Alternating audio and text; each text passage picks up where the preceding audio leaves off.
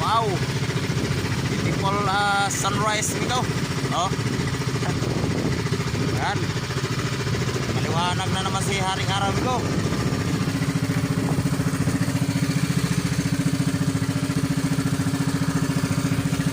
So yan amigo. Magandang umaga nga pala sa ating lahat dyan, sa ating mga subscribers at sa ating mga viewers, at sa siyempre sa mga silent viewers na rin. Magandang umaga rin sa inyong lahat. So yan amigo, tayo maghahanap buhay na naman at medyo kalmada yung dagat yan amigo. Oh. Yan, malinaw na malinaw amigo, pati yung sikat ng araw amigo malinaw din. Nako, ayan amigo. So sa summer amigo medyo makulimlim at may bagyo daw sa parting Luzon, kaya sana mamaya amigo kumilimlim yung langit at para sumibad yung isda. So amigo, at ano pa rin amigo yung lalautan natin. Diyan lang tayo sa pagitan ng Samar at saka Leyte, sa kalagitnaan lang tayo. Dahil doon sa Samar talaga walang sibad doon, mahinang sibad.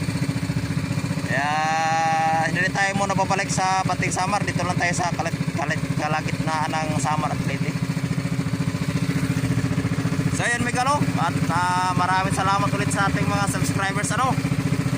At yun, dagdagan na naman yung subscribers natin. Okay na rin yun, kahit gano'n 70 plus pa rin.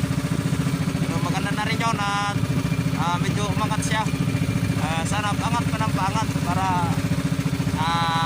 okay talaga. So yan Migalo, at tayo palauta. Sana makarami tayo yung araw na tumigo at para tayo may ibenta mamaya. At may pambili na naman tayo ng siyempre yung pangangailangan natin sa araw-araw, bigas. Yun naman talaga, at sa ulam wala naman tayong problema, at tayo na may isda. Yun lang talaga ang importante sa atin, bigas, at saka may kunting pera din na maiipon natin. So yun ano, at tayo palaut na. At yun, maraming salamat ulit sa subscribers natin ano, sa viewers at saka sa mga silent viewers. Maraming salamat sa inyo lahat, at sana tuloy-tuloy lang yung